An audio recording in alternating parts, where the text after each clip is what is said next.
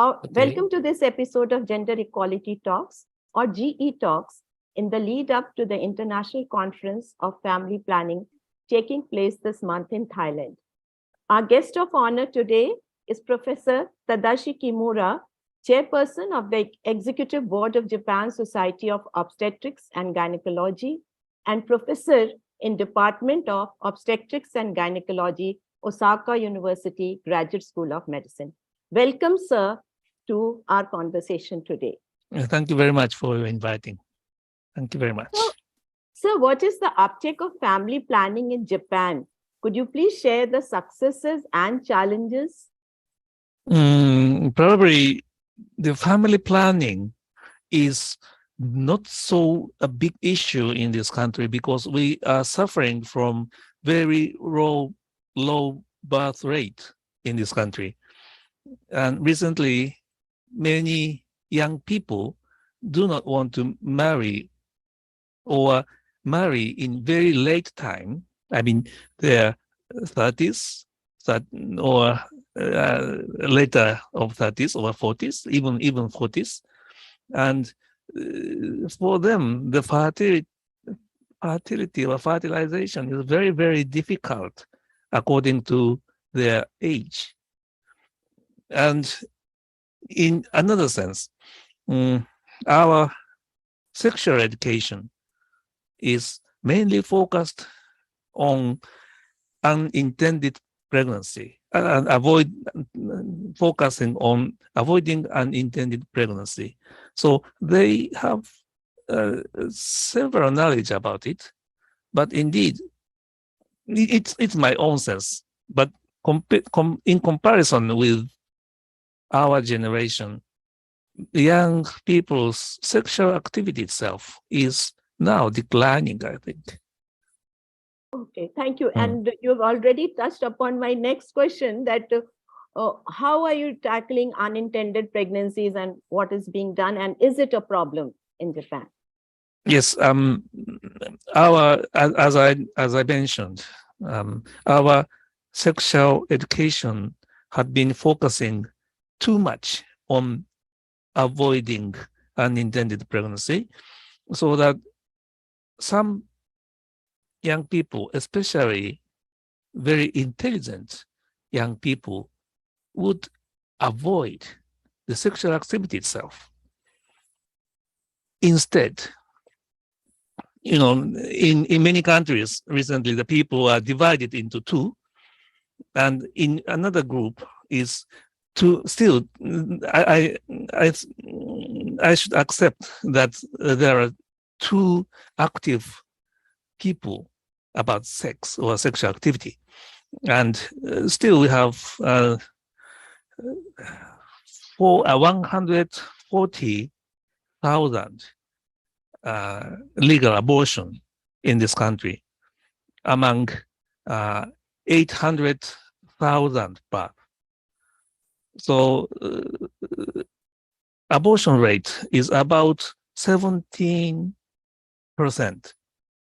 if we divide the legal abortion by total birth number. This is a reasonable number, but still a lot of unintended pregnancy. And another issue is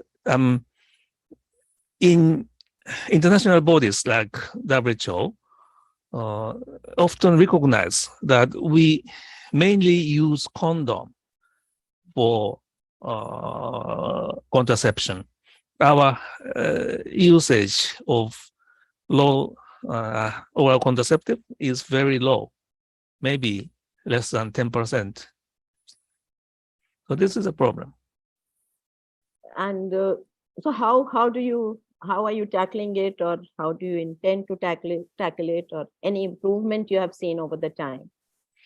We promote to use oral contraceptives, and recently this drug is effective for dysmenorrhea or menstrual disorders, and for that purpose, the usage of low-dose pill is covered by our social insurance. So I think the usage of low-dose oral contraceptives are increasing mainly because of the, let's say, control of menstruation rather than control of birth. Yeah, right. Uh, what is being done, or what more can be done to prevent new HIV and sexually transmitted infections? The important issue, or let's say, you cannot believe, but our HIV cases, novel HIV cases, HIV plus AIDS cases, are about 1,000 per year by reporting. Very small number. Yeah. Very small number. It's our fortunate, but indeed, we do not know how many patients are there underground. We don't know. No one knows. But fortunately, it is very fortunately our situation, at least from the statistics of government or from media report, not so severe like in your country it used to be. I know that in your country, in Thailand, you have a very severe burden of HIV previously, and you successfully controlled the situation. But in comparison with your situation, our health burden of HIV infection is very, very small. Okay. It's very fortunate. Yes, it is fortunate indeed. What about other sexually transmitted infections? Our recent issue is the rapid increase of syphilis. The number of syphilis is recently approximately 30-40% increase by year. And this year, we have more than 10,000 patients reported in this country. The problem is, in our country, the STI number is relatively small, and especially syphilis used to be less than 1,000 patients per year by report, so that no doctor can diagnose properly the early symptoms of syphilis. No one knows, especially if the rash will come at the first stage. The dermatologist cannot think about the syphilis. It's a problem. Yes, so that you are very right, doctor, because very often the absence or rarity of a disease also creates a problem, because the medical fraternity is not is not equipped to deal with it, because they come across such not so familiar, yes, to yes, this disease itself. yes, It's an issue. this And happens in other diseases as well. Yes, yes. and Please. our health insurance covers mainly the symptomatic disease. So most of STIs, not an STD. So that it is very difficult to check up the STIs before their symptoms will occur.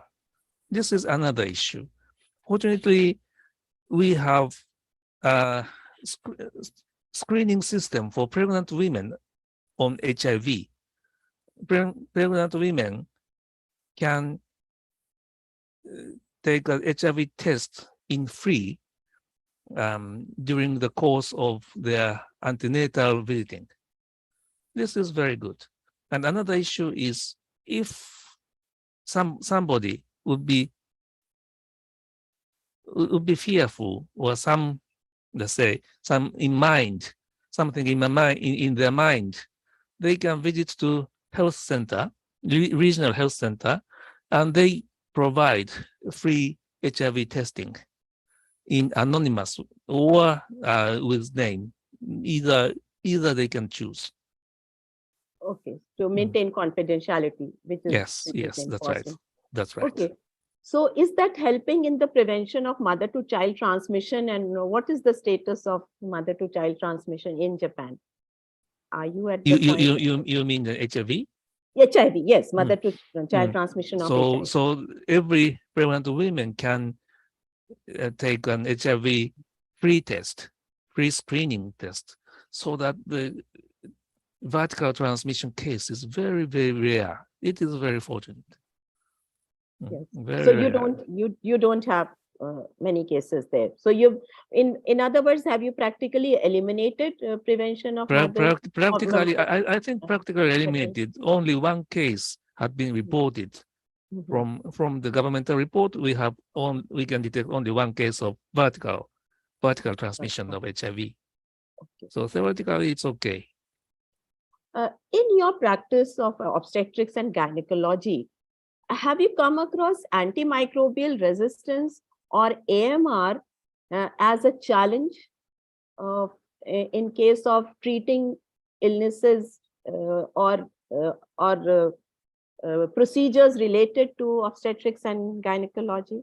It's a general issue, general problem that we have several antimicrobial resistance bacterial strains, but the most representative one is MRSA, and in my hospital or in almost all major hospitals, MRSA is strictly monitored centrally. I mean, by each hospitals, and if you detect somewhat more MRSA patients in the ward, it should be there should be cautious and caution.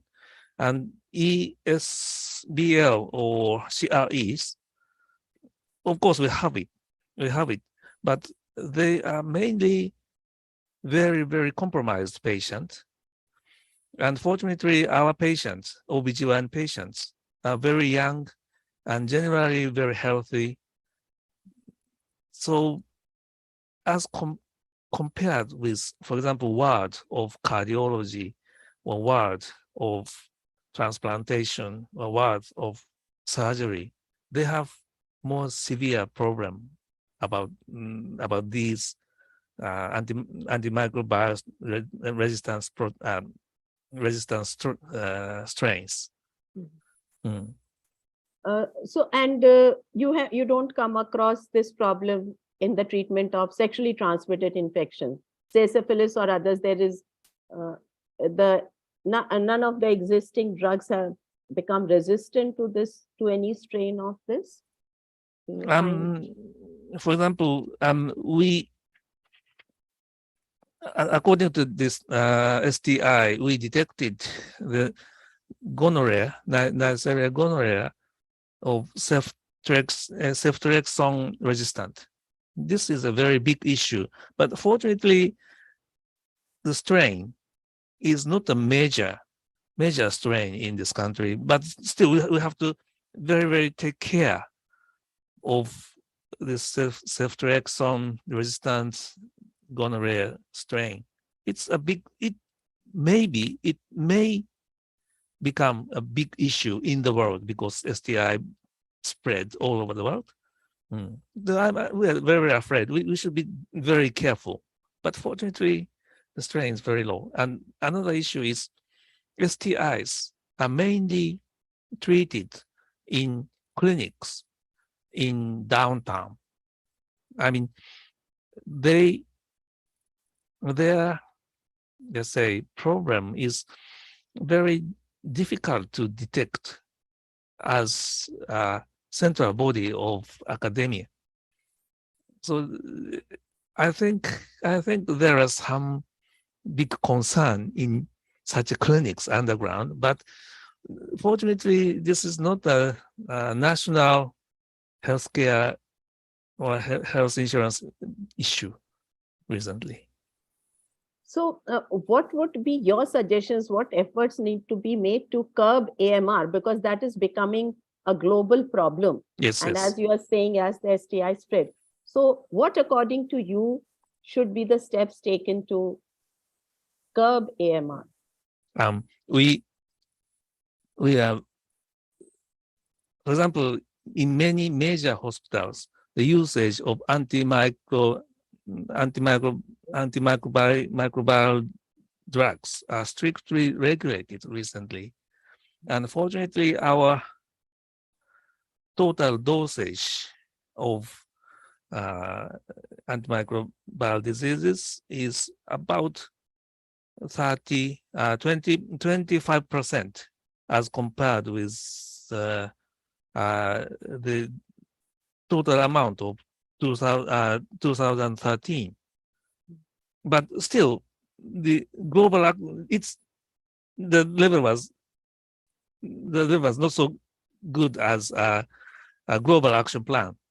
I mean, global action plan argued that we should reduce the total usage of antibiotics to 2/3 of 2013, but we couldn't reach to the aim amount. But still, we try to reduce the total amount of antibiotics, and this is a very important issue to manage the AMR. Right, right. What about tuberculosis, doctor? Is tuberculosis a challenge in the context of obstetrics and gynecology? For example, genital TB, and Fortunately, in genital tuberculosis cases are relatively rare, and in this country, the incidence of tuberculosis, is about 10 per 100,000. The ratio or the morbidity is declining, still declining. Unfortunately, this rate is close to United States or somewhere. And genital tuberculosis is very rare. It occurs incidentally. I mean, without thinking about that, and they consider at first as ovarian cancer, or let's say abnormal uterine bleeding, and then do a biopsy and see the pathology. Oh, what this is a tuberculosis. This is such type of case report has sometimes seen in a regional academic meeting, but not so many. Not a problem to deal with. Okay. What about non-communicable diseases?